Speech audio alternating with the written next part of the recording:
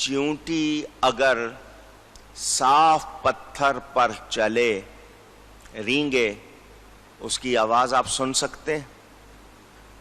پوچھ رہا ہوں، نہیں۔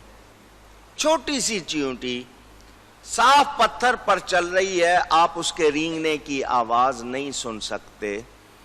تو یہ جو شرک اصغر ہے یہ اس آواز سے بھی زیادہ چھپا ہوا ہے، یعنی ہمیں پتہ ہی نہیں چلتا کہ ہم کر کیا رہے ہیں اور ہم سے وہ خطا ہو رہی ہوتی ہے۔ اب میں آپ کو صوفیوں والی بات بھی بتا دوں تاکہ آپ کو سمجھ آ جائے کہ ان کے ہاں کتنی احتیاط ہے۔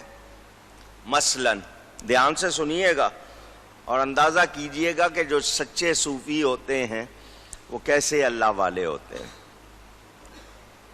پیٹ میں درد ہو گیا، سر میں درد ہو گیا، پیٹ خراب ہو گیا، کوئی اور تکلیف ہو گئی، میں اور آپ کہہ دیتے ہیں یار فلانی چیز کھائی تھی، فلانا کام کیا تھا، گرم سرد ہوا تھا، اس لیے ایسا کہتے ہیں یا نہیں؟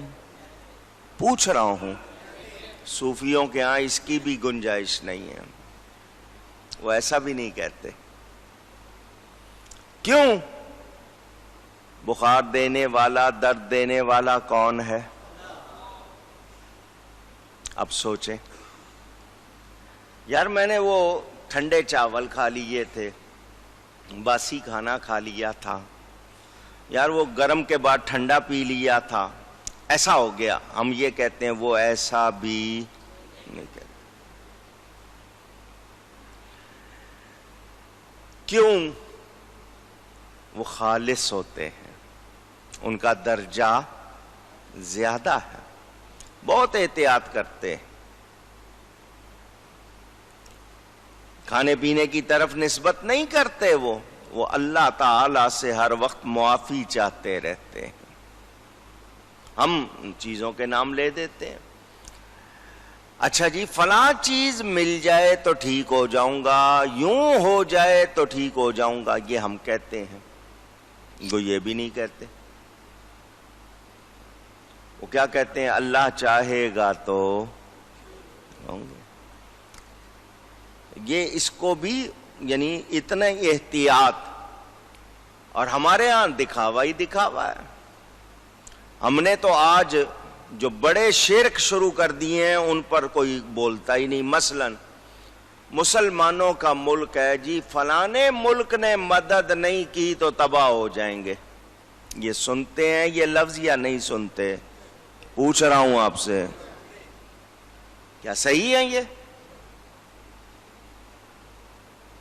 او جی امریکہ نے مدد نہ کی، روس نے نہ کی، چین نے نہ کی تو ہمارا تو حال برا ہو جائے گا۔ بچانے والا کون ہے؟ پھر کیوں اس کی طرف نسبت کی جا رہی؟ فلانے نے مدد نہ کی تو ہماری معیشت برباد ہو جائے گی، ہم تو یہ کہتے ہیں۔ اس وقت یہ فتویٰ دینے والے نبی ولی کی طرف اگر کوئی بات کرو تو فتویٰ جڑتے ہیں، یہ ایسے موقع پہ کہاں ہیں؟ اس وقت کیوں نہیں بولتے یہ لوگ؟ کیونکہ یہ تو واضح بات ہے، نبی ولی کے لیے تو اللہ کا اختیار ثابت، اللہ کا دیا ہوا اختیار ثابت ہے ان کے لیے، اور باتیں قرآن حدیث میں موجود۔ ان کافروں کے لیے تو جو سخت کہا گیا، اس کے باوجود ان سے امیدیں لگائے ہوئے، ان پر یقین کیے ہوئے، ان کے لیے کہنا کہ وہ بچائیں گے تو بچیں گے، تو اس پر کیوں نہیں فتوے دیتے؟ وہاں ان کو کیوں نہیں توحید یاد آتی؟ سوچنے کی بات ہے۔ ہم اہل سنت و جماعت مانتے ہیں، جانتے ہیں، کہتے ہیں، یقین رکھتے ہیں کہ اللہ تعالی کے سوا کوئی بچانے والا نہیں ہے، حقیقی طور پر، ذاتی طور پر، مگر اسی اللہ نے چیزیں بنائی۔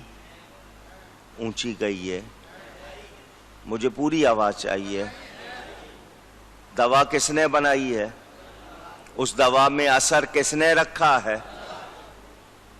وہ اللہ کی بنائی ہوئی چیز ہے. مگر یہ کہنا کہ یہ دوا ٹھیک کرے گی،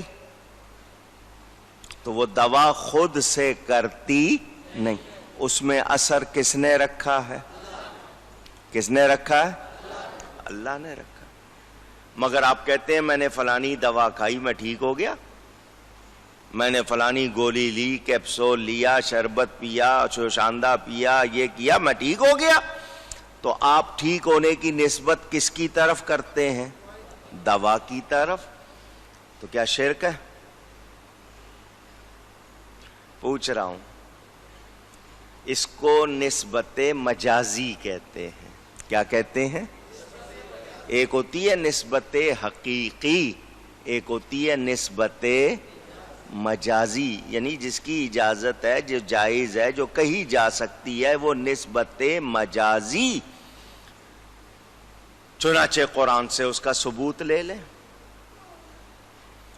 قرآن نے خود کہا، آپ سنتے ہیں رمضان میں بھی، آگے پیچھے بھی، مثل الذین ينفقون اموالهم فی سبیل اللہ کمثل حبہ، اللہ کی راہ میں جو مال خرچ کرتے ہیں ان کی مثال ایسے جیسے ایک دانہ، انبتت، یہ لفظ قرآن کا ہے، وہ دانہ اگاتا ہے، 7 سنابل، 7 بال.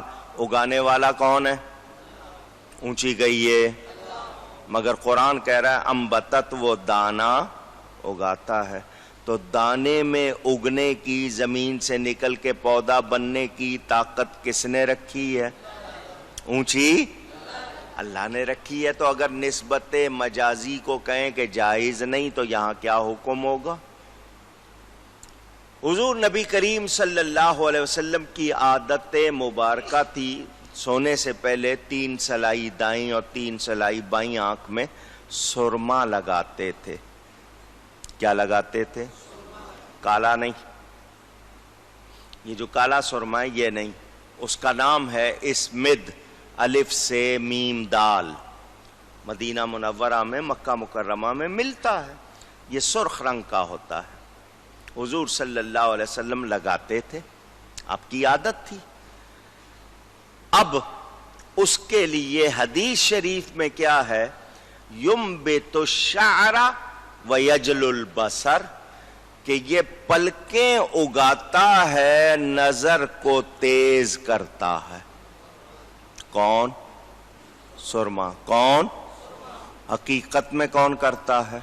اللہ. نسبت کس کی طرف کی گئی؟ سرمے کی طرف. تو اس کو نسبت مجازی کہیں گے، یہ غلط نہیں. تو ٹھیک کرنے والا کون ہے؟ اگر میں نے نام ڈاکٹر کا یا دوا کا لے دیا ہے تو یہ کون سی نسبت ہوگی؟ مجازی نسبت ہوگی. تو ڈاکٹر کی طرف نسبت کر دوں جائز، دوا کی طرف کر دوں جائز، تو نبی ولی کی طرف کر دوں تو کیوں ناجائز؟ ان میں اثر کس نے رکھا ہے؟ ان کو ولی کس نے بنایا ہے؟ ان کو نبی کس نے بنایا ہے؟ اللہ نے.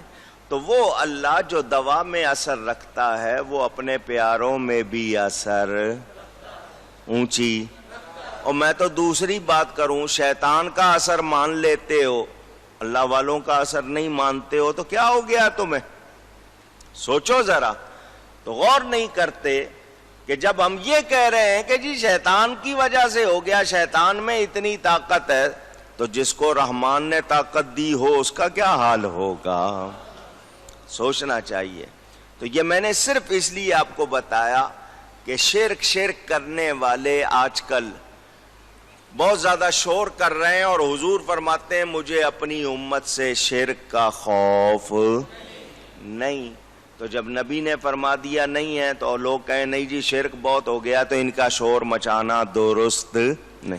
کیوں درست نہیں؟ جو شرک ہے اس کو شرک کہو، جو شرک نہیں ہے اس کو شرک نہ کہو. کتنی مرتبہ میں نے آپ کو سمجھایا ہے، دیکھنا سننا کس کی شان ہے؟ پھر یہ کیوں دیکھتے سنتے؟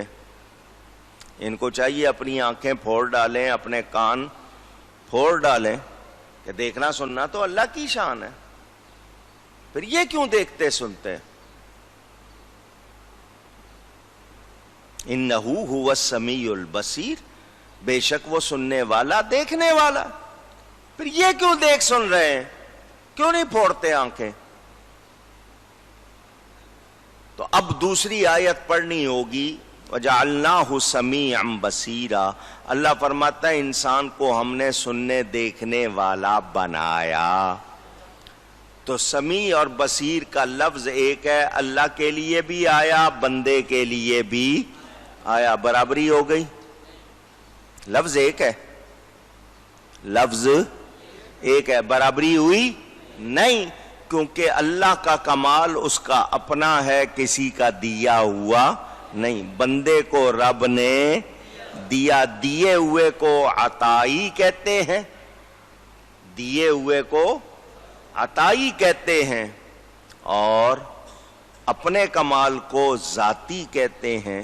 اللہ کا ہر کمال ذاتی ہے، مخلوق کا ہر کمال عطائی ہے۔ دونوں میں فرق ہو گیا، جب فرق ہو گیا تو برابری نہیں رہی، تو پھر شرک کا خیال بھی نہیں۔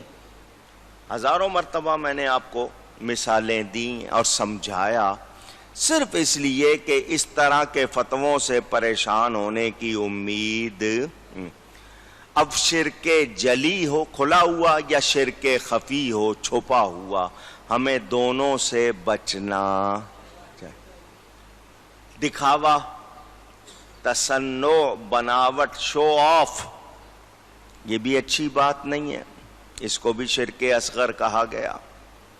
اسی طرح چیزوں کی طرف نسبت کر دینا، کس حوالے سے کر دینا اس کو بھی سمجھنا ہے۔ تو اگر ان کو فاعل حقیقی کہہ دیا، کیا مطلب کہ یہی کرتی ہیں؟ نہیں، یہ ذریعہ بنی ہے وہ اور بات ہے، یہی کرتی ہیں یہ اور بات ہے۔ تو فاعل حقیقی اصل میں کرنے والا کون ہے؟ اللہ تعالی۔ تو اس کو سمجھنا چاہیے۔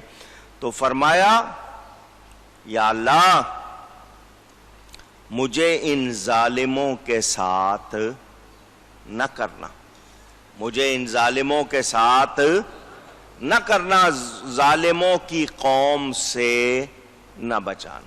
اب یہاں لفظ ظالم آیا، ایک مرتبہ پھر آپ کو سمجھا دوں۔